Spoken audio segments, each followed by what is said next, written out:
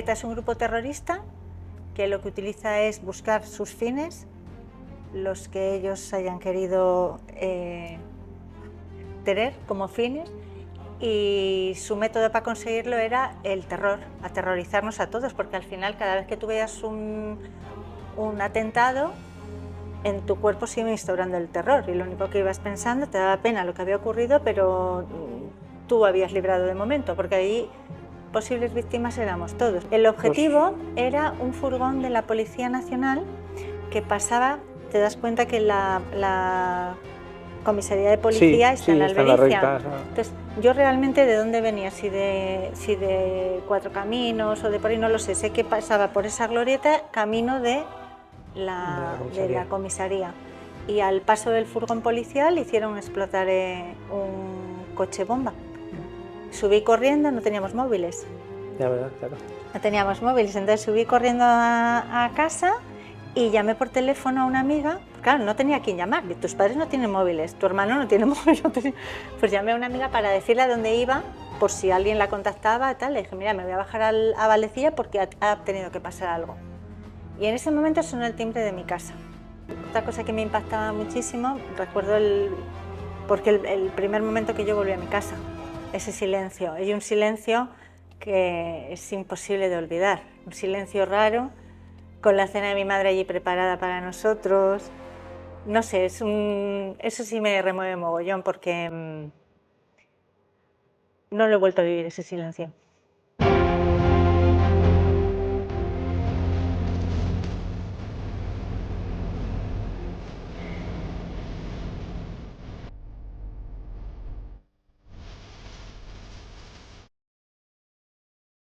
Muy buenas y bienvenidos de nuevo a otro episodio de What's Crypto desde el BNS del Sardinero, con estas increíbles vistas.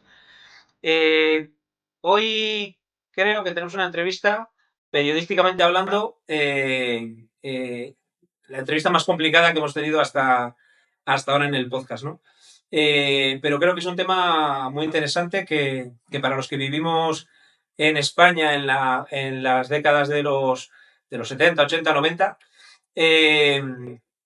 creo que es importante no olvidar nuestra historia y para el público más joven, pues creo que es importante conocerla, ¿no? Porque quizás parece como que se ha olvidado todo muy rápido y aunque sea duro recordarlo, pero creo que es necesario. La verdad es que hoy no tenía muy claro cómo enlazar el mundo cripto con la entrevista, pero casualmente esta semana a varios de los clientes de la asesoría les ha llegado una notificación de Hacienda.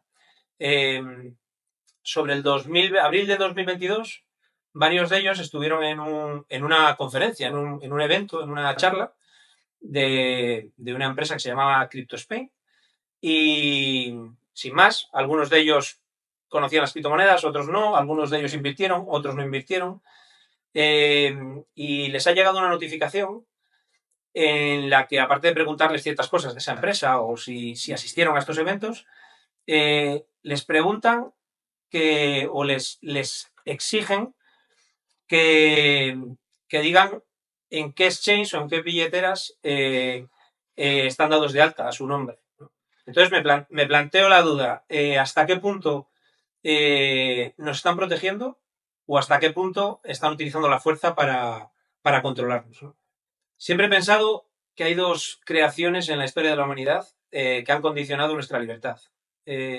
Una es el dinero y otra la violencia o el uso de la fuerza.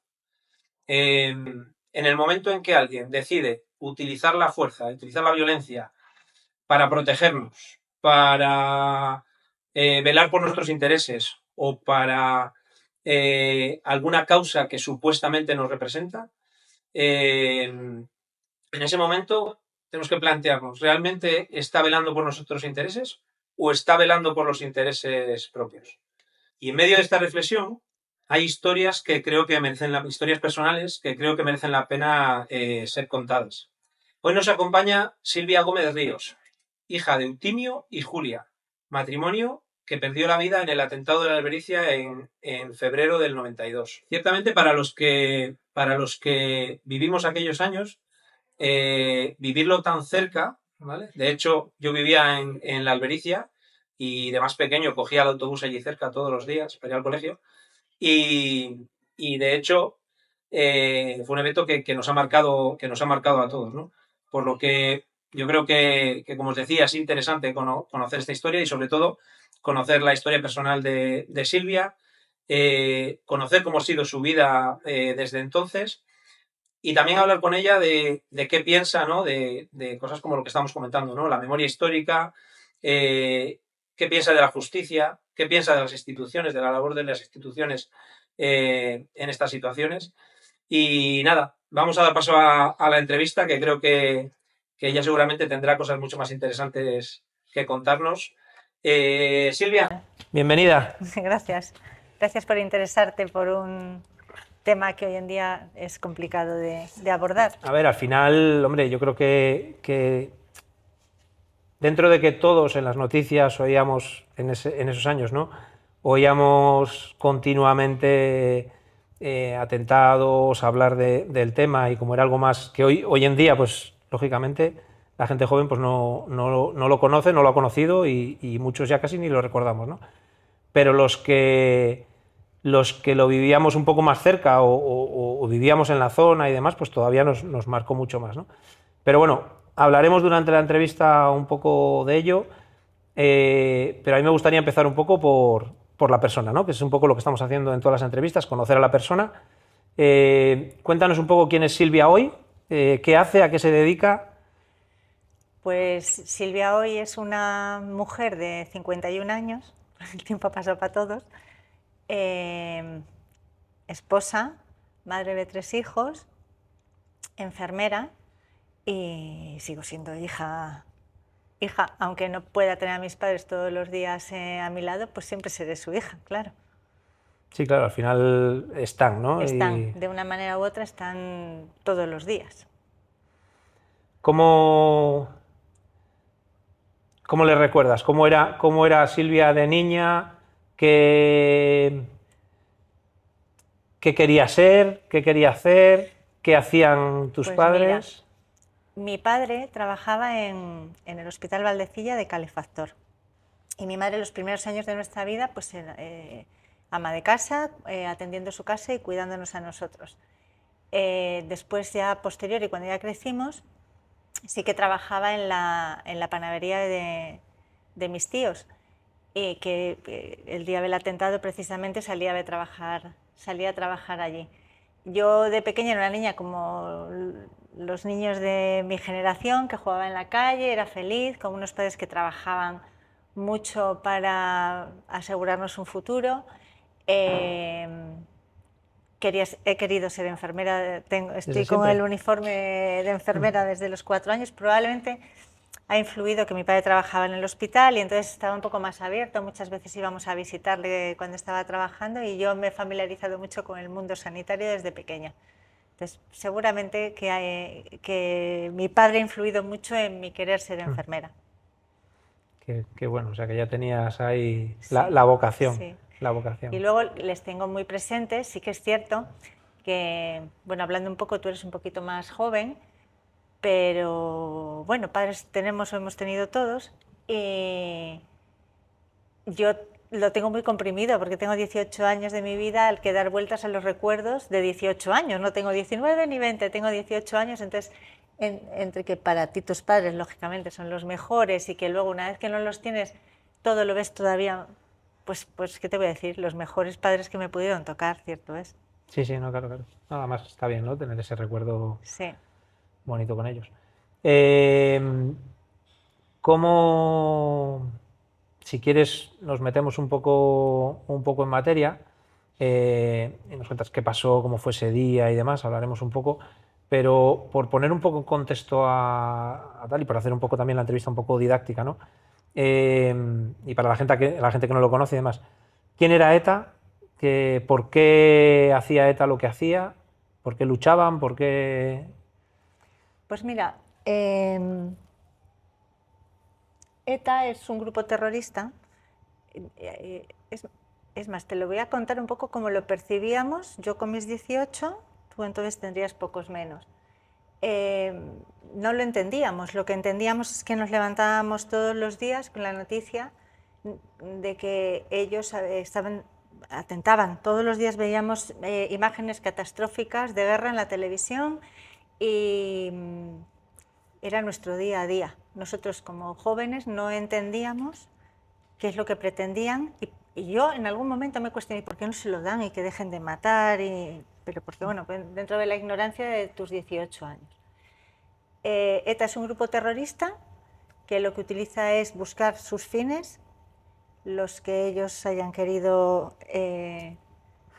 tener como fines, y su método para conseguirlo era el terror, aterrorizarnos a todos, porque al final cada vez que tú veías un atentado, en tu cuerpo se iba instaurando el terror y lo único que ibas pensando, te daba pena lo que había ocurrido, pero tú habías librado de momento, porque ahí posibles víctimas éramos todos. Tú has pasado por la Albericia para coger un autobús a diario, mis padres no pasaban casi nunca y coincidió que ocurrió a su paso, podía haber ocurrido, posibles víctimas éramos todos. Al final, pues otros han tenido más suerte que yo, que sus padres no pasaban en aquel momento, pero podía haber ocurrido. Y así es como, ese era nuestro día a día. Poco antes había ocurrido el atentado de esta niña. Sí, de Irene Villa, ¿no? De Irene Villa, que nos conmocionó a todos mucho más, porque siempre que afectaba pues, a niños, pues siempre te impresionaba más. Y aquel atentado nos conmocionó a todos. Después fue el de Miguel Ángel Blanco, entre medias hubo muchísimos más. Ese fue como muy, el de Miguel Ángel Blanco fue como muy... Pues un antes y un después, evidentemente. O sea, ya es cuando ya se clamó al cielo diciendo, mira, basta ya. Pero esto era todos los días y hay miles de familias destrozadas que viven el dolor, porque el dolor no pasa nunca, se va modificando, pero el dolor sigue ahí todos los días y que lo viven en sus casas, muchos en silencio, otros intentan mantener viva la memoria. Cada uno tenemos unos tiempos. Yo he tenido muchos años en los que no, pues cuando estaban mis niños chiquitines, o que yo quería como no hacerme más daño a mí misma hablando de ello, porque tampoco veías que consiguieras gran cosa. Pasa que el tiempo ha pasado y las situaciones sociales están cambiando y intentan... Yo lo he pasado mal, he sufrido mucho. En el momento, en el durante y a lo largo de mi vida, y que intenten hacerte creer que no has vivido lo que has vivido no me parece justo para nadie. Lo primero para mis padres, porque como te he dicho antes, yo tengo 51 años y hace unos años que les he superado en edad. Ellos tenían 42 y 43 años. Son muy jóvenes, claro. Que entonces, cuando esto ocurre, todos sabíamos que eran jóvenes, pero tanto te das cuenta de que eran tan jóvenes cuando tú vas llegando, ¿no? Yo ahora pienso, 42 años, madre mía. Entonces, yo ya les he rebasado en unos años y veo pues toda la vida que ellos se han perdido. Ya no la que nos han quitado nosotros como hijos, que también, porque hemos tenido que crecer sin ellos, sin todo el calor y el cariño que te dan unos padres, sin esa seguridad, sin esa casa, ¿no? Pero también ellos, o sea, ellos también eran personas que tenían una vida, tenían unos sueños, tenían unos proyectos, que eso, por el capricho de 4 sinvergüenzas que para conseguir unos fines deciden matar, pues no es justo, y eso hay que recordarlo. Hay que recordar que hay gente que intenta imponer su criterio con la fuerza, y eso nos puede pasar el año que viene, en 2 años, en 5, cuando a alguien se le cruce otra vez el cable y diga, oye, mira, no, vamos a asustar o vamos a hacer daño. Entonces, esto es importante que se sepa qué pasa, qué ha pasado, que la violencia y el terror no llevan a ningún sitio. Entonces, la única manera de evitarlo es conocerlo. Si no lo conocemos, además de lo injusto que es que nos quiten lo que hemos vivido, que nos ha costado muchísimas canas, muchísimo sufrimiento. Sí, es un poco, ahora hablaremos un poco del papel institucional, lo que hablábamos un poco en la entrada y cómo trabajan todo esto, ¿no? Pero bueno, por seguir un poco, seguir un poco el hilo o la línea histórica, ¿no? Pero sí, ahora hablaremos un poco de eso, porque yo creo que tal, y sobre todo lo que hablamos, ¿no? Y quería poner un poco en contexto del tema de ETA, ¿no? Al final es una banda terrorista armada. Una banda terrorista. Que supuestamente luchaban por la independencia del País Vasco, pero que al final lo ves a lo largo del tiempo, ves que realmente no se ha conseguido ni creo que sea algo que se vaya a conseguir fácilmente, y entonces realmente lo que han hecho ha sido lo único para, lo que tú dices, para sembrar miedo, para sembrar terror, pero realmente encima es que no ha servido de nada, ¿no? Además, no olvidemos que la mayoría de su tiempo de vida terrorista ya estábamos en democracia. Es decir, que las cosas se consiguen de otras maneras. Eso es. De otras maneras. ¿Cómo recuerdas aquel día? ¿Qué pasó? O sea, vamos a ver primero qué pasó, sí, o sea, qué fue lo que pasó realmente, cómo fue realmente yo ese día le recuerdo el hecho y luego cómo lo viviste tú, cómo... Yo ese día le tengo, vamos, presente como si hubiera sido ayer, porque fue un día, bueno, pues te lo imaginas, terriblemente traumático, y yo estaba tomando un café con el que ahora es mi marido, y a la vuelta a casa, pues escuchas. Santander es una ciudad muy pequeña, sí. Todo llega, la información no es real, bueno, escuchas muchas cosas, y al pasar por el Hospital Valdecilla, aquello estaba lleno de gente y demás, ya nos dijeron que había sido un atentado, que como, a ver, sí te sorprende porque tú piensas que en una comunidad como la nuestra no pasaban grandes cosas, entonces estábamos un poquito más libres que en Madrid. Aquí habitualmente pues no pasaban estas cosas.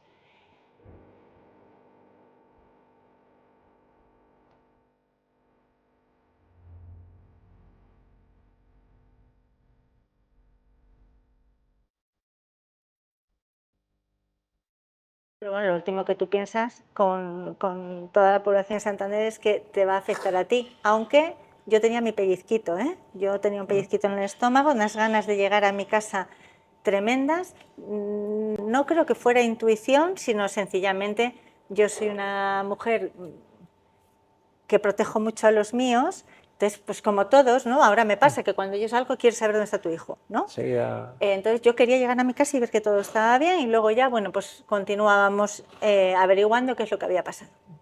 Y cuando llego a mi casa, pues al entrar por el edificio no había luz en la cocina, entonces ya, bueno, el vuelco fue enorme porque no era normal que a esa hora en mi casa no hubiera nadie. Subí corriendo, no teníamos móviles. Ya, verdad, claro. No teníamos móviles, entonces subí corriendo a casa y llamé por teléfono a una amiga, porque claro, no tenía a quién llamar, tus padres no tienen móviles, tu hermano no tiene móviles, pues llamé a una amiga para decirle a dónde iba, por si alguien la contactaba, tal. Le dije, mira, me voy a bajar a Valdecilla porque ha tenido que pasar algo. Y en ese momento sonó el timbre de mi casa, que para los chavales jóvenes igual ahora no lo han vivido como nosotros, pero nosotros al final cuando tú vivías en un barrio y en un edificio éramos todos un poco familia, ¿no? Todos, sí. En el cuarto vivían una amiga mía, en el primero también. Bueno, vino la vecina del primero con los ojos llorosos, que eso ya te asusta, pero yo en ningún momento pensé en la magnitud de lo que iba a ser la noticia final, no, sí, sí. No sé. Yo dije, pues ¿qué pasa? Que ha pasado algo, pero ella no... tampoco se atrevió a decirme nada y me dijo, sube al cuarto, porque en el cuarto vivía una familia que su hija es amiga mía y su hijo amigo de mi hermano, entonces bueno, pues teníamos más relación. Y cuando subí estaba mi hermano, esa casa yo la recuerdo como llena de gente y que nadie me decía nada. Yo recuerdo ir donde Belén, donde mi amiga, y preguntarle, ¿pero qué es lo que pasa? Y ella me decía que no sabía, pero estaba llorando. No sabía, pero lloraba. Y mi hermano, el pobre, venía donde mí y me decía, ¿pero qué pasa? Y digo, pues que no lo sé. Entonces llegaron dos policías y nos metieron en el coche, en su coche, para bajarnos a Valdecilla, pero tampoco nos decían nada. Yo ahora entiendo que es una noticia tan difícil de dar que no la quiere dar nadie. Y de ahí entiendo que estas circunstancias fueron así, porque... Yo preguntaba, sí, bueno, yo me agarraba claro, a mi hermano y íbamos calladines, él me hablaba a mí, yo le hablaba a él, digo, no sé.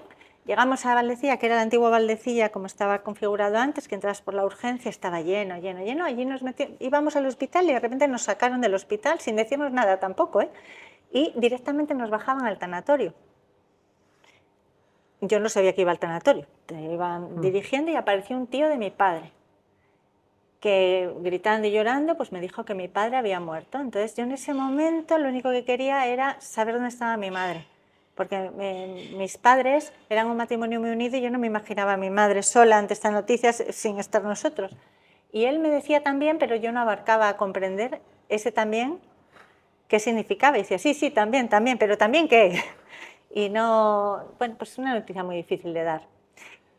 Y de repente bajó mi tía Rosa, que ya gritando y llorando, tal, vino, nos abrazó y nos dijo que también mi madre había muerto. Entonces, fueron unos minutos así como de, no sé explicarte, y de repente yo siempre cuento que a mí la fuerza o un algo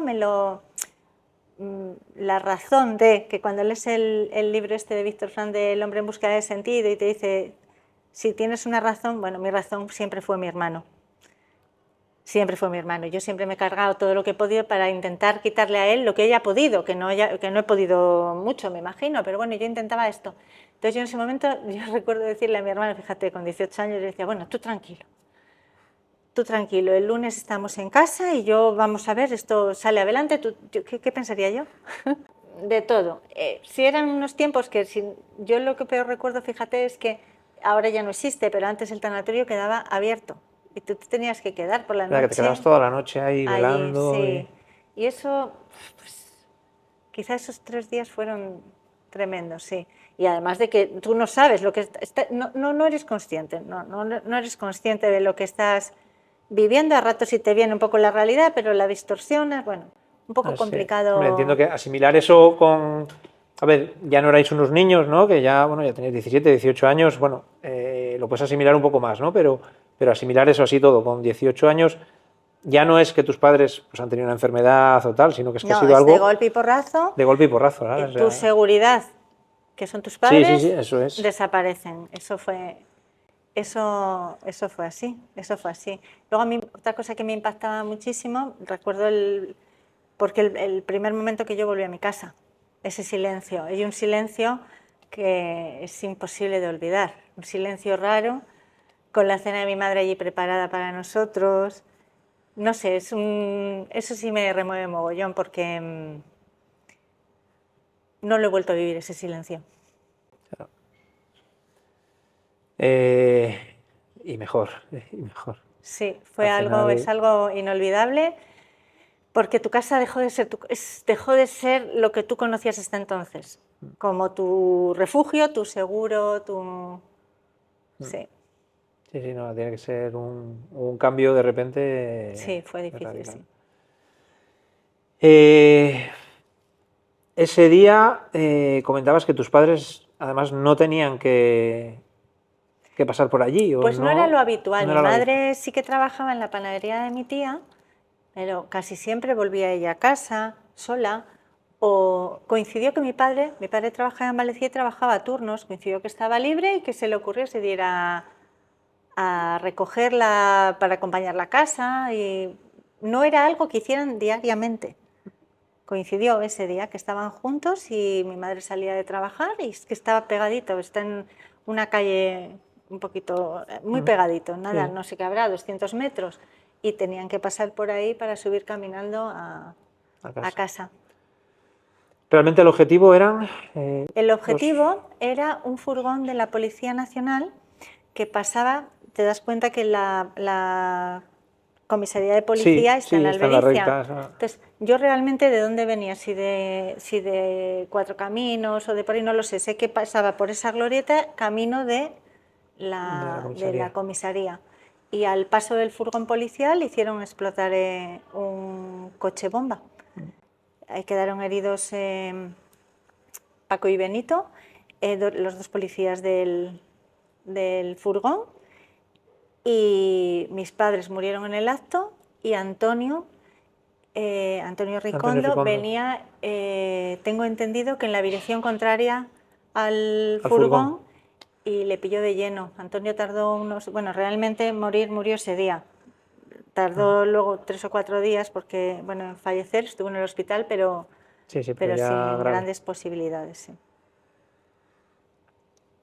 Chaval jovencísimo también, con toda una vida por delante, se casaba ese mes de julio. O sea, es que, y como nuestras vidas, es que hay muchas vidas. Sí, claro, que estamos viendo una parte pequeñita de toda la historia. A ver, y de todo lo que pasa en el mundo en general, ¿no? Pero claro, a día de hoy en España, claro, vivimos en un estado de tranquilidad bastante grande. Entonces, claro, parece que no ha pasado nada, pero es que hace 4 días. No, hace nada, hasta el 2014, o sea, nada. Ahora hablaremos también un poco de cómo viviste el cese de ETA y demás. Pero bueno, por terminar un poco con esto, ¿cómo volvéis a la vida normal? Pues mira... Porque vosotros estabais todavía estudiando. Sí, continuamos con nuestros estudios. En un primer momento, que yo le había dicho a mi hermano, el lunes estamos en casa y yo puedo y tal, bueno, pues tú ahora lo comprendes de otra manera, ¿no? Mi hermano 2 días antes había cumplido 16 años, yo tenía 18. Y claro, no solo nos afectó a nosotros, o sea, mis padres tenían hermanos paternos, hermanos maternos, entonces para ellos también fue un descoloque completo. Y cuando vinimos del entierro de mis padres, estaban reunidos porque no, lógicamente había que buscar una solución, no querían que nos fuéramos solos. Y bueno, era todo muy complicado. Total, que entre una cosa y otra la decisión que se tomó fue que mi hermano iba con una tía paterna, porque mis 2 primos son de edades afines a mi hermano, y yo me iba con mi tía materna. Y así estuvimos un añito más o menos. Yo iba con frecuencia, saqué el carnet de conducir, tenía el coche de mi padre en casa, le saqué lo más rápido que pude y yo iba a ver a mi hermano casi a diario y a mi casa con muchísima regularidad. Y al verano siguiente, o sea, yo con 19 años más o menos, decidimos irnos juntos porque era un dolor añadido, o sea, agradecidísimos de todo lo que han hecho nuestros tíos por nosotros, pero yo tenía esa necesidad. Sí que es verdad que iba con miedo, recuerdo perfectamente que yo me fui un lunes a mi casa, con mucho miedo, soy una persona que los miedos los he ido superando, pero siempre he sido miedosa. Y mi hermano se vino el viernes y como, bueno, pues lo que escuchas, lo que te dicen, tal, le digo, yo igual no voy a poder con esto. Yo a mi hermano le dije que venía para ese fin de semana. Le dije, vamos a probar, vienen los fines de semana y luego vamos viendo. Pero bueno, yo recuerdo que llegó, abrió el armario de la habitación, sacó su almohada y dijo, vaya, no te marchas. Y allí nos quedamos. Y proseguimos nuestros estudios y bueno, hemos ido creciendo así. A nivel institucional, ¿recibisteis algún tipo de apoyo? Pues mira, de ayuda? En aquel momento las indemnizaciones que te dan y esto no son inmediatas. Nosotros los primeros tiempos tuvimos la suerte que mi padre, porque había fallecido un amigo el año anterior, se hizo un seguro de vida, que no es que fuera ni mucho ni poco, pero bueno, te permitía seguir pagando por las cositas que tenían tus padres pendientes de pagar. Mi hermano, como era menor de edad, de los 16 a los 18, tuvo una pensión de orfandad. Yo, como era mayor de edad, aunque fuera por un ratito, no tenía nada. Entonces vivimos de la pensión de mi hermano hasta que luego ya se fueron regularizando las cosas y bueno, pues aquí estamos, lo hicimos. Vale, eso a nivel económico, pero a nivel de arroparos, a nivel de, no sé, de sentir que realmente las instituciones estaban ahí o ver que necesitabais o algo. Hombre, ¿tuvisteis algo de...? Sí, pero en aquellos sí, claro que sí, y hubo gente comprometida y gente que se preocupaba y demás, pero no como unos tiempos después, ¿eh? En esos tiempos, ni como los anteriores, que yo luego, ahora que he conocido un poco más cómo se funcionaba anteriormente, que vamos, no existías, te dejaban ahí, estuvimos un poco en un término medio. Yo no puedo decir que no haya sentido el arrope, pero nada que ver con unos años después en el que ya pues sí te llamaban y te preguntaban, oye, ¿qué necesitáis? ¿Cómo vais? Nosotros estuvimos muy arropados por la Asociación Víctimas del Terrorismo, que nosotros, claro, ni lo conocías. No, claro. Que estaban las 2 fundadoras, Ana María Vidal Abarca y Sonsoles, que fueron los que un poco nos introdujeron en este mundo que nos esperaba, porque en julio de ese año yo a estas cosas siempre a mi hermano se las he intentado evitar. Entonces fuimos 2 tíos míos conmigo a Madrid. Al primer juicio que fuimos fue el del sacerdote que refugió a los asesinos de mis padres. Entonces, pues eso gracias a la Asociación de Víctimas del Terrorismo, que te dice un poco, mira, ven, tienes que... Un poco te dirigía. Tienes que ir por aquí, ponte aquí, ahora te tienes que poner aquí en la cola con todo el apoyo que llevaba ese sacerdote, que era mucho, y nosotros 5, porque íbamos por parte de Antonio, su novia de entonces y su hermana, y por parte de mis padres, nosotros 3. Y el resto eran 3 autobuses que iban a, pues eso, a apoyar al sacerdote. ¿Le condenaron al sacerdote? Sí, no mucho rato, pero sí, claro, porque, bueno, pues que refugió a 2 asesinos. Porque la Iglesia vasca, bueno, sí, eso está para otro podcast, participaban, de una manera u otra participaban, por no decirte que era un poco la cabeza de aquel entonces, y ellos cuando huyeron de Cantabria, él les refugió en su casa. Vale. Allí los detuvieron, o a raíz de eso les detuvieron, y al sacerdote lo detuvieron también. Entonces, bueno, pues ese juicio fue el primero. Ahí es donde yo vi la cara de los asesinos de mis padres. O sea, en ese ya estaba, no estaban ellos, ¿no? ¿O ¿Quién? los verdaderos asesinos, Iñaki... Sí, estaban allí. De hecho, Iñaki Recarte salió, que lógicamente le preguntaban, pero ya sabes que entonces no decían nada, no sabían nada. Salía vestido de San Fermines con su pañuelito rojo, y cuando terminó levantó la mano, me miró y Gora Eta. Ahí es la imagen que tengo de él. De ellos, yo la única vez que los he visto físicamente ha sido ahí. Bueno, luego en la televisión, pero ahí. Y luego, o sea, ahí le juzgaban al sacerdote, y luego en los juicios de ellos... No, yo a esos juicios no fuimos porque... por miedo. Claro, es que todavía, en aquel entonces todavía seguía... Porque Pablo ya había nacido, yo no sé si también había nacido Sofía, ya no me acuerdo muy bien, pero desde la asociación hacen una labor estupenda, que es representar, o sea, unas víctimas representan a otras, es decir, para que no esté sola la audiencia, pues hay voluntarios que van a los juicios en representación de las víctimas propias de ese momento. Yo hubiera podido ir, se me invitó a ir, y de hecho éramos acusación particular, pero claro, me decían, es que igual te tenemos que cambiar de hotel 2 veces. Y yo ya tenía a mis hijos pequeños y quería un poco... ¿Qué años tienen tus hijos? Pues Pablo ahora tiene 26, Sofía 22 y Jacobo 18. Entonces, en aquel momento tú no quieres ya ni transmitir más daño, y bueno, era evitable, había gente que nos iba a representar y que yo no iba a aportar nada, y para volver a verles, ¿qué necesidad? Y que si fuese ahora, bueno, pues ya no existe ETA, además, y bueno, tal, pero claro, es que todavía en aquel entonces todavía seguían activos, entonces claro... Seguían activos, y ellos tenían muchos mecanismos de intimidatorios, y... En aquel momento cuando te lo dicen, dicen, bueno, venga, que vamos, voy, que no tal, pero luego lo reflexionas y dices, ¿qué necesidad?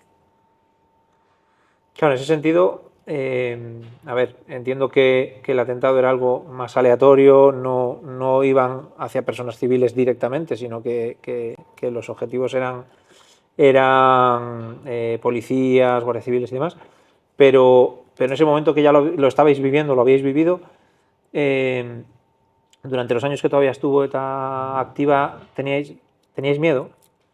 Miedo personal, como el de todos, que podía haber un atentado y volvernos a pasar. Yo ya tenía claro que esto de que te hubiera pasado algo en una ocasión no te libraba de que te volviera a pasar. Miedo a ese nivel no, intentas vivir, entonces lo echas a un lado porque no puede ser de otra manera. Lo que pasa es que, bueno, que ellos tenían sus mecanismos intimidatorios, y cuando gente que está metida en ello, como es la AVT, te está diciendo que por ir a lo mejor te van a hacer una llamada, yo ya no tenía ganas de más cosas. Es que, claro, una de las cosas que utilizaban, aparte de los atentados y demás, era eso, o historias que escuchas después, ¿no? De la propia gente del País Vasco que no era partícipe, pero claro, al final les tenían a todos, o sea, había un miedo terrible en el País Vasco, claro. Con el terror, eso es el terrorismo, intimidar al de enfrente con el terror, y para eso utilizan todas las herramientas que tienen en su poder.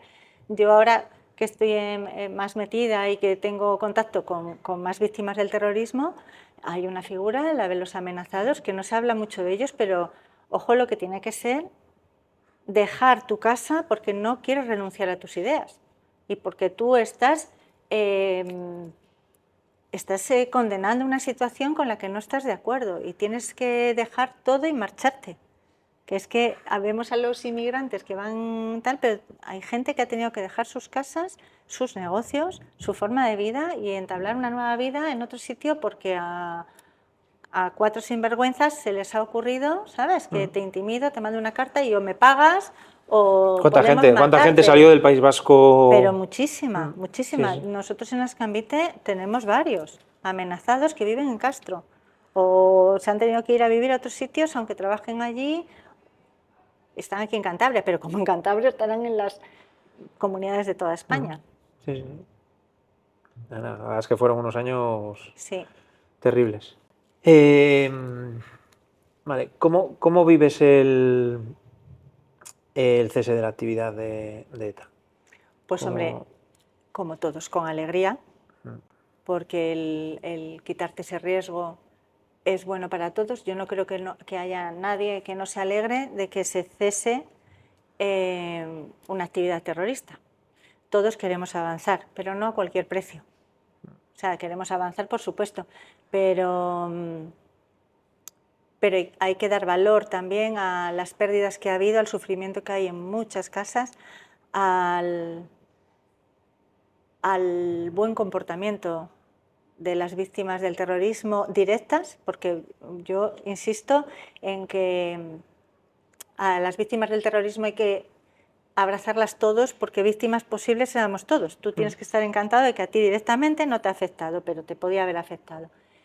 Y nadie se puede no alegrar de que alguien deje de matar, eso está claro. Pero no nos pueden negar lo que hemos vivido. Te quiero decir, a cada uno hay que darle su sitio y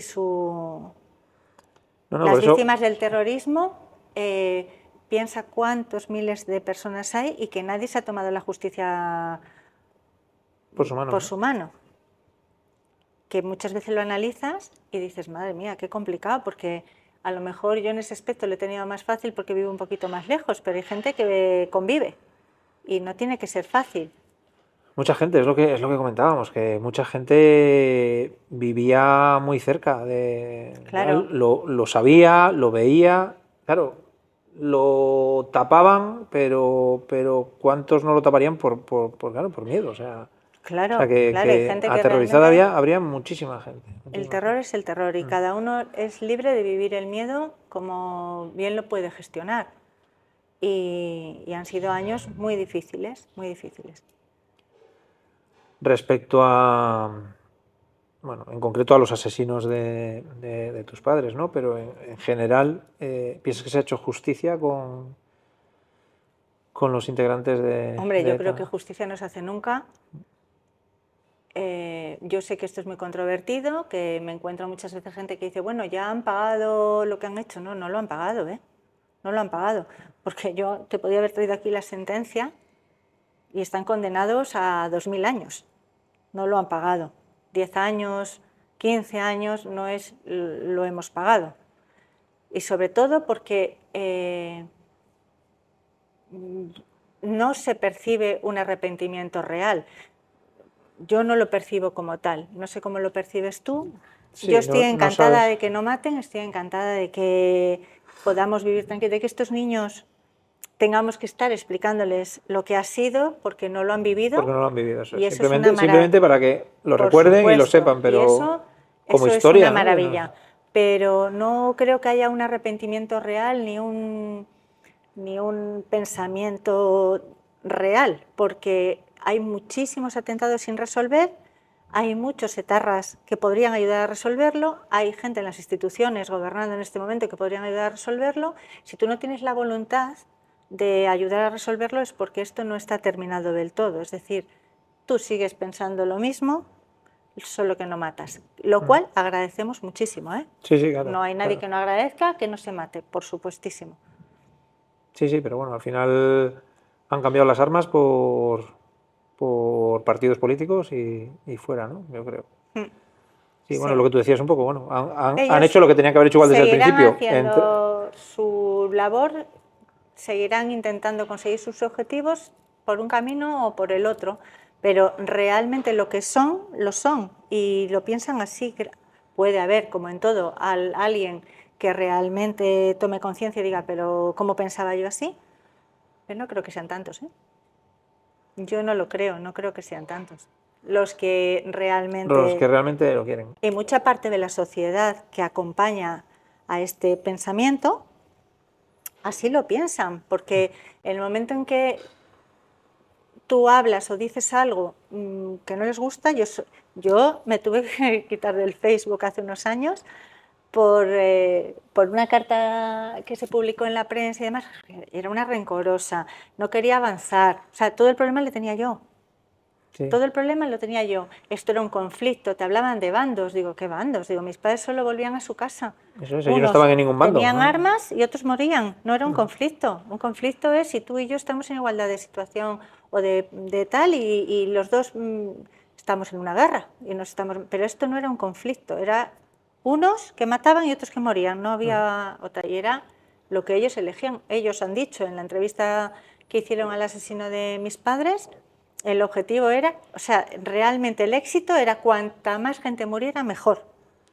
O sea, ellos accionaban una bomba al paso de un furgón policial, pero el éxito era matar a alguien, eso por supuesto, pero a cuantos más, mejor. No lo digo yo, lo han dicho ellos.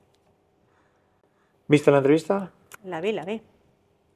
¿Pudiste verla? Pues después del atentado, creo que ya lo he dicho alguna vez, probablemente es lo peor que he vivido. O sea, una impotencia, una frustración. No. Tú imagínate escuchar al asesino de tus padres, porque es que es una entrevista que está al alcance de cualquiera, que está diciendo que están en la esquina donde estén con un mando y además lo dice así, pensando, ¿aprieto o no aprieto? ¿Aprieto o no aprieto? Pues hombre, cuando se trata y tú estás visualizando a tus padres, es terrible escuchar esto y que alguien... Es terrible lo que hablamos, ¿no? O sea, hay que recordarse la historia, está bien que se hable de ello, pero que den voz precisamente a un asesino, yo creo que no tiene mucho sentido. Dentro de que el periodismo tiene que ser así, pero... Yo la semana previa a la entrevista, que lo supe por el avance televisivo, no porque nadie me lo contara, estuve intentando localizar a alguien de ese programa pues para intentar frenarlo o ver un poco qué iban a decir o saber con qué me iba a encontrar. No fue posible y la vi a ciegas sin saber lo que me iba a encontrar. La quise, en casa estábamos todos, pero me apetecía verla sola porque no sabía qué me iba a encontrar. Y a la semana siguiente hablé con la persona que le entrevistó, que me dijo, ¿me estás buscando? Y digo, no, ahora ya no. Y después de mucho debate de yo dar mi opinión, él me entendía, pero la conclusión fue que televisivamente él lo volvería a hacer porque cree que tenía una entrevista. Pues es que cada uno pensamos de unas maneras diferentes. Yo le insistía en eso, en la empatía, en si a ti alguien mata a alguien, querrás a alguien tendrás, a tus padres, hijos, hermanos, le matan, tiene una entrevista televisiva, pues hombre, yo preferiría, ¿sabes? Escribió un libro este tipo y iba por las televisiones presentándolo, entonces, hombre, pues es mucho dolor, porque sí que hay mucha gente que me dice, bueno, ya han cumplido, ya han tal, ya sí, pero tú estás en la calle ahora con 42 años, los años que tenía mi padre cuando le mataste, con una segunda oportunidad de vida, casándote con tus hijos y tal, que a mí me parece todo fenomenal, pero hombre, pues ya ahí no, encima no vengas a que te tengamos que estar viendo, porque a los 42 años mataste a mis padres y ellos no han tenido una segunda oportunidad. A las víctimas del terrorismo ya hablo en genérico, hay que abrazarlas, ¿sabes? Hay que abrazarlas y hay que acompañarlas y no hay que sumarles más sufrimiento si es posible. Yo creo que ese tipo de actos que a lo mejor a ti te puede parecer que sí que tienen una entrevista periodística, si sabes que vas a sumar daño a personas, pues piénsatelo 2 veces o al menos llámales civiles con lo que se van a encontrar. Ha pasado esta semana, yo no veo mucho la tele, pero un poco que he visto así de tal esta semana, con el caso de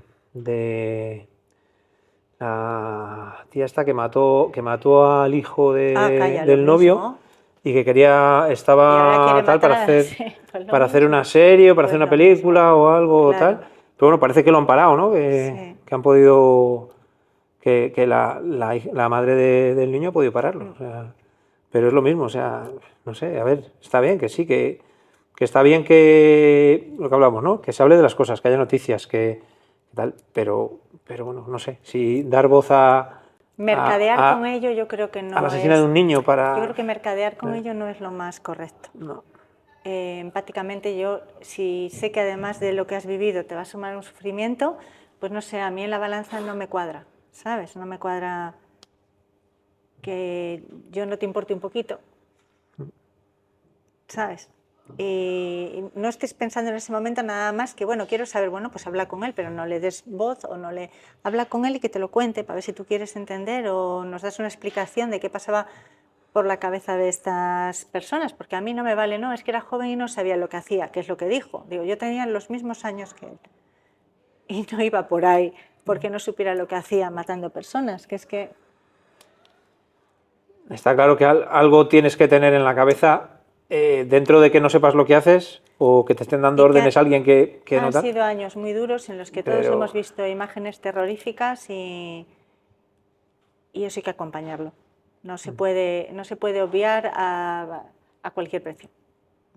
Está claro, está claro. Vale, volvamos otra vez a ahora. Ahora es la presidenta de la Asociación Cántabra de Víctimas del Terrorismo. Sí, fíjate yo que con todo lo que he tardado en querer tratar este tema y demás, en el 2018 unos compañeros, porque ya somos compañeros, como tenemos vivencias similares, pues compañeros, formaron aquí la Asociación de Víctimas del Terrorismo de Cantabria. Todo eso nace de una necesidad. A todos nos representa la Asociación de Víctimas del Terrorismo, pero está ubicada en Madrid. Entonces, las distancias es lo que hacen. Han nacido asociaciones locales por la necesidad de estar en contacto unos con otros, de la cercanía, la proximidad. Al final, yo lo desconocía porque ya te digo que esto lo han formado, se fundó en el 2018 y yo me llamaban y era muy reacia hasta relacionarme. Los primeros años sí que me relacionaba con más víctimas del terrorismo, pero luego tenía unos años en que me dolía mucho. Y el año pasado, pues casi no me dieron casi opción, porque la gente tiene lo que yo te contaba. Somos muchos aquí en Cantabria, que parecíamos que éramos 4, no, hay mucha gente, hay mucho herido, muchas víctimas de gente que fue herida y ahora ya ha fallecido, amenazados. O sea, si yo te contara, sí, hombre, con lo que yo me he encontrado, estábamos muy cerca, claro, estábamos muy cerca. Claro, somos muchos, cada uno con su historia y gente que está agotada de este tema. Entonces, el año pasado me llamaron y casi no me dieron opción. Me llamó además Víctor, que había sido delegado de la Asociación de Víctimas del Terrorismo aquí en mis primeros años. Entonces, claro, había un vínculo personal que no me permitía decir que no, porque además él me decía, es que están agotados y o cogemos las riendas a alguien o esto se acaba. Y pues nada, pues para adelante. Y ahí estamos. Yo le pregunté, bueno, ¿esto en cuánto me implica tal? Porque bueno, no, nada, sí es un poco para que haya un nombre de referencia. Pero sí he encontrado la parte positiva y es que me gusta la labor que podemos hacer con los chavales. Sí. Y que creo que eso es algo que nos reconforta, el mantener vivo el recuerdo de los nuestros y el darles un ratito de vida contándoselo a ellos, el decir, oye, que es que existieron, vivieron, tenían tus mismos sueños y alguien así en un momento a las 8 de la tarde dijo, pues no, hasta aquí se acabó tu vida, ¿no? Y he encontrado ahí me gusta esa labor. Creo que me parece que es fundamental y que debe recibir más apoyo de las instituciones y que es una labor de todos. Al final, en todos los grupos políticos hay víctimas del terrorismo, entre sus votantes, entonces creo que es una labor que debiera de ser aupada por todos, no es un partido más, otro partido menos, como soy de aquí, no nos apetece ese partidismo. ¿Crees que realmente se está haciendo un esfuerzo por todo lo contrario, porque se olvide y se pase? Es que no interesa porque estás dando sitio en las instituciones a etarras y al grupo político que piensa como ellos. Entonces, nosotros somos gente molesta, le estás recordando, vamos, ojalá nunca más volviéramos a hablar de este tema, aunque sea más reciente que otros temas que están todo el día en boca de todo el mundo. Molestamos porque recordamos lo que ha pasado hace 2 días y eso es molesto, que te estén recordando todos los días, no, es que tú mataste, es que tú matabas, es que tú has privado el derecho fundamental que es la vida a un montón de gente, pues molesta. Somos molestos y lo percibimos así. Yo lo hablo con compañeros míos de la asociación y percibimos que molestamos. Es un poco por eso comentaba un poco antes lo de, en la introducción y demás, lo de memoria histórica, ¿no? Por eso, porque hay una ley de memoria histórica para otras cosas y parece que esto como que nos está hablando cuando acaba de pasar. Claro, o sea, acaba de pasar, acaba de pasar y acaba de terminar hace... Claro, quizá precisamente porque es muy reciente y si tú quieres dar posibilidad de que avance la otra parte, nosotros molestamos. Entonces tú no puedes legitimar a alguien que enfrente tiene a otra persona y dice, no, que es que a mí me has hecho esto. Sí, entonces, estamos vivos, es que estamos vivos. No solo molestáis, sino que la gente que no lo ha vivido, si no sabe nada, pues puede tirar de una manera. Exacto. Pero claro, si tiene la información de vuestra parte... Precisamente por eso molestamos, porque hay mucha gente que se les está contando la historia de otra manera y piensan realmente que fue un conflicto y que esto... todos tenemos que poner de nuestra parte. No fue un conflicto, es que no le fue, es que había unos señores que mataban y otros que tenías la suerte o no tenías la suerte, te mataban. Y fuera. Entonces yo creo que es fundamental en la historia, si nos fijamos en Alemania, ellos no miran para otro lado, o sea, se encargan de recordar constantemente lo que se vivió para intentar que esto no se vuelva a revivir. Hace poco lo hablaba con alguien, ¿no? Tú vas a Alemania y puedes visitar los campos de concentración, o sea, que realmente es eso, o sea, no vamos a olvidar esto, vamos a contar lo que pasó para que no vuelva a pasar. Eso es, ha pasado y no lo podemos negar. Y hay líneas rojas que no se deberán de pasar bajo ningún concepto, solo porque hay seres humanos que han sufrido muchísimo. Yo lo veo así, entonces a mí sí me molesta mucho y ya te digo que de alguna red social me he ido porque no sé no contestar y no me ayuda el contestar. El que te encuentras, no muchos, hay muchos más de apoyo, pero te encuentras gente que es que encima, vamos, te dice que te calles. Es terrible, es terrible.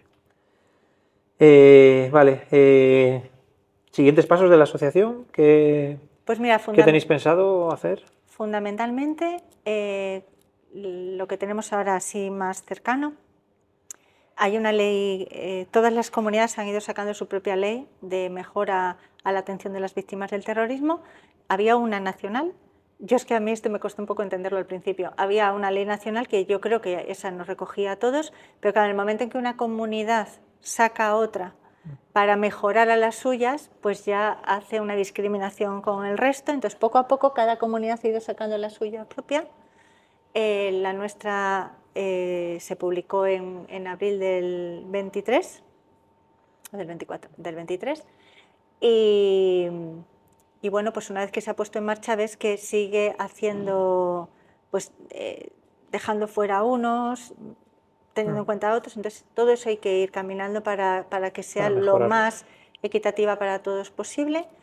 Esa ley recoge el compromiso por parte del Gobierno, que además se aprobó por unanimidad de todos los grupos parlamentarios, el ir a los colegios, nos hemos ofrecido a ir a los colegios a contar la historia, que cada uno cuente su testimonio, que lo conozcan. Y luego ya, pues yo creo que me parece fundamental. Y esa es ahora mismo la línea que queremos seguir, que se reconozcan y que se tengan en cuenta a todas las víctimas del terrorismo, porque los amenazados, por ejemplo, pasan un poco más desapercibidos, pero su sufrimiento le llevan encima y eso hay que reconocérselo.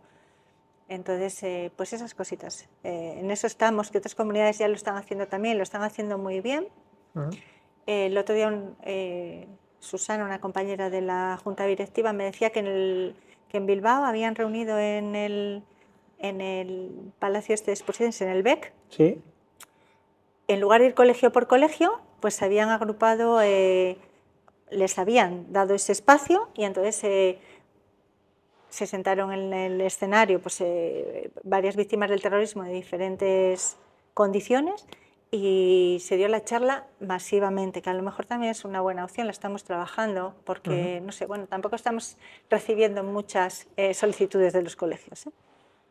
Vale, algunos sí se involucra, pero no es algo, de momento, no es una práctica habitual. Tenemos que trabajar en ello para que se haga una práctica habitual.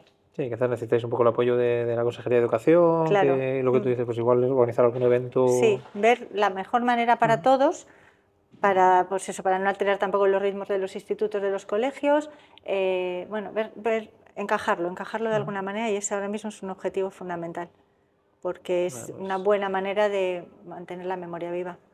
Bueno, oye, pues sí, con este podcast también un pues poco... Pues sí, ayuda, claro, todo ayuda. Todo ayuda, es de agradecer. Y damos un poco de voz. Es de agradecer a todos los que queréis darnos un poquito de voz, porque no es un tema agradable a tratar y no es un tema... remueve mucho, pero hay que hacerlo por esto que te digo, por el momento social que se vive, es fundamental.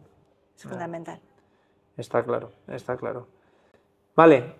Vamos a saltar completamente tal, vamos a dejar ya este tema que la verdad que ha sido muy interesante y necesario, pero también un poco duro. ¿Qué sabes de las criptomonedas? Pues mira, de las criptomonedas ¿Sabes algo? ¿Qué opinas? Escucho muchísimo. ¿Sí? Escucho muchísimo, porque mi hijo Pablo, que es como un martillo pilón, ¿sabes? Le encanta este mundo. Y yo siempre bueno, sí, mañana me lo explicas. Es una asignatura que tengo pendiente, que no la descarto. O sea, no descarto el aprender, pero no sé nada, realmente. Me ha sorprendido mucho porque Pablo lleva ya como 2 años, él sí que tiene cositas en criptomonedas o lo que le escucho y no te sé decir en qué, porque... Bueno, pero está... Está en ello y está, bueno, pues él insiste en enseñarnos. Y me ha sorprendido muchísimo porque el otro día volví de la universidad con mi hijo pequeño, que le volvíamos a casa, y me dice...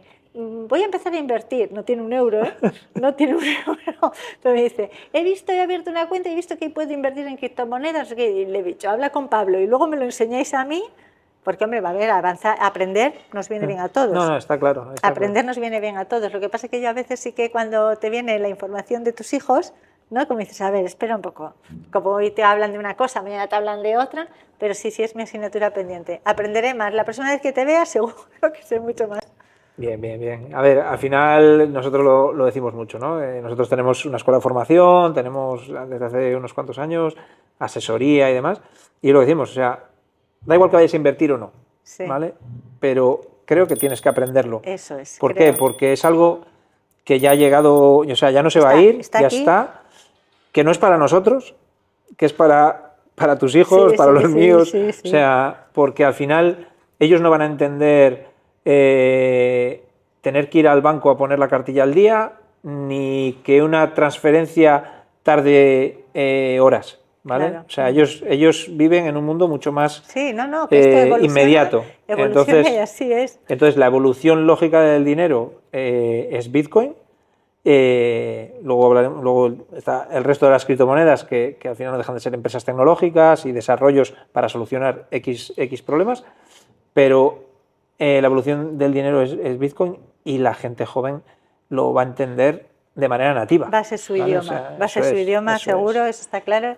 Entonces, está claro que tal, pero hay que saber de qué va, porque al final algo nos va a tocar. No, desde luego, el saber nunca ocupa el lugar y nunca somos mayores para aprender. Te quiero decir que a veces a mí sí me pasa que con este tema puede que sea un poco parecido. ¿Tú recuerdas cuando eras pequeño que tú eras el que manejabas las cosas, tus hijos, ¿no?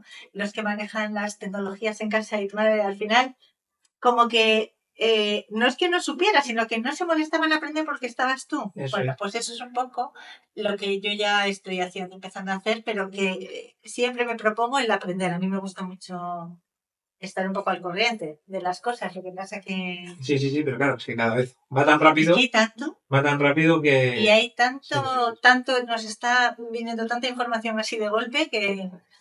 Mi caso es un poco al revés, ¿no? Yo, al final, yo soy al revés. Yo soy el que a mis hijas las meto en las redes sociales, que fíjate que cualquier padre diría son redes sociales para los hijos, ¿no? Pero yo empezaba antes que ellas, bueno, que la pequeña sobre todo, en la cripto, con ChatGPT, yo le enseñaba a la mayor, oye, ¿cómo funciona esto? Venga, echarle un vistazo, que te puede ser útil. O sea, al revés, en vez de ser al revés, yo he sido que tal, pero bueno, porque me gusta mucho la tecnología. Claro. A ver, yo me lo propongo a diario, es decir, yo no me quiero quedar atrás en nada, si es posible, porque me percibo joven. ¿Sabes? Sí, hombre, me percibo joven. Entonces, hace poco, nada, ¿qué te diré? 10 días tengo ChatGPT, que me lo ha puesto a mi hijo y me pareció el invento de la vida. O sea, ahora no puedo vivir sin él. O sea, ya no puedo vivir sin él. Escucho a gente que le pone nombre y yo también le voy a poner nombre en 2 días y medio porque me parece que... O sea, no alcanza mi lógica, también te lo digo. O sea, pero como cuando llegó Internet, no sé si tú te acuerdas, cuando yo en mi casa vino mi marido y me hablaba de Internet y decía, pero ¿cómo puede ser que tú venga esto tan rápido? Pues eso, que son cosas que al final las tienes que aprender como la rapidez de respuesta es brutal. Es impresionante, pero si no le ha dado tiempo a leer la pregunta y mira tú, pero la respuesta que te da que es profesional auténtica, Dices, bueno, yo creo que es un invento. Sí, y tenemos que adaptarnos a ello, adaptarte a morir, está claro. De hecho, así como las criptomonedas, la adopción está siendo mucho más difícil.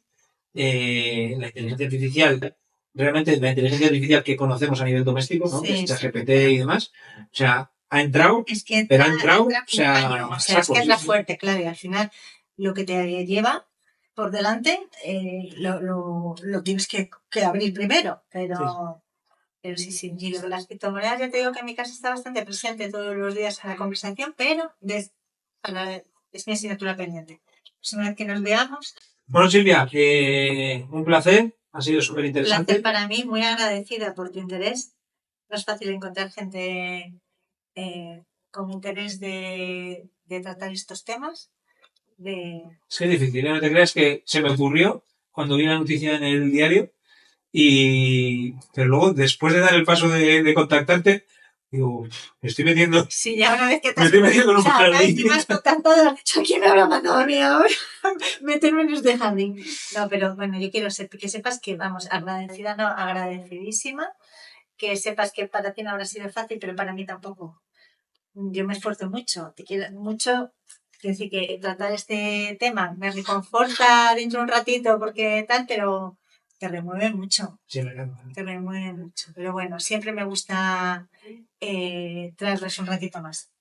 Si quieres cerrar el podcast, ahí tienes tu cámara, si quieres despedirte o... Pues ha sido un placer y que aquí estamos. Cualquier cosa que queréis curiosear a este tema y que tengáis a alguien que en primera persona lo ha vivido, pues fenomenal. Y si no, seguro que tenéis alrededor gente que lo ha vivido en segunda, en tercera persona, que conoce a alguien, que escuchó. Porque yo ahora que estoy un poco más metida, de repente te encuentras con gente que a lo mejor no sabía de mi condición y siempre me encuentro, pues por ejemplo contigo, ¿no? Que me dice, no, yo allí cogí el autobús, hace poco una enfermera que se ha enterado me dice, pues yo es que pasé por allí, o sea, lo hemos vivido, entonces que cualquier cosa o cualquier curiosidad que tengáis a ese respecto, que busquéis las fuentes reales, porque nos intentan hacer creer que no ha sido como ha sido y ha sido lo que ha sido. O sea, no, la verdad es una y la verdad es la que es. Entonces, que cuando alguien tenga un poquito de curiosidad busque en las fuentes correctas, porque siempre hay intereses, siempre va a haber gente que intente decir que esto no fue así, siempre hay gente que te va a decir que eres rencorosa porque no quieres avanzar, o cállate ya, que esto ya está bien, pasó hace mucho. y yo creo que no, que entre todos tenemos que pelear porque esto se sepa, se mantenga vivo. Como te digo, todos tenemos alrededor gente que te puede contar cómo lo vivió. El atentado de mis padres, sobre todo aquí en Cantabria, quien nos lo recuerda, Sí. que tuviera una edad en ese momento. Y si no, pues otros muchos que ha habido, porque hay gente muy joven que ha perdido la vida. Todas las pérdidas de vida son terriblemente injustas. Hay unas historias que son que superan a la ficción en cuanto, bueno, yo he conocido unas historias que para contarlas, que yo misma, o sea, dices, madre mía, pero si es que yo no he vivido nada al lado de lo que tienen que vivir otras víctimas del terrorismo que después tienen que convivir con los propios asesinos de su familia. No, terrible, terrible. Entonces, fundamental buscar el sitio que te informe con lo que ha sido, ¿verdad? Solo hubo una. Nos intenten decir que hubo maneras de interpretarla, no, ¿verdad? Solo hubo una. Vale, pues nada, muchas gracias. Gracias a ti, un placer.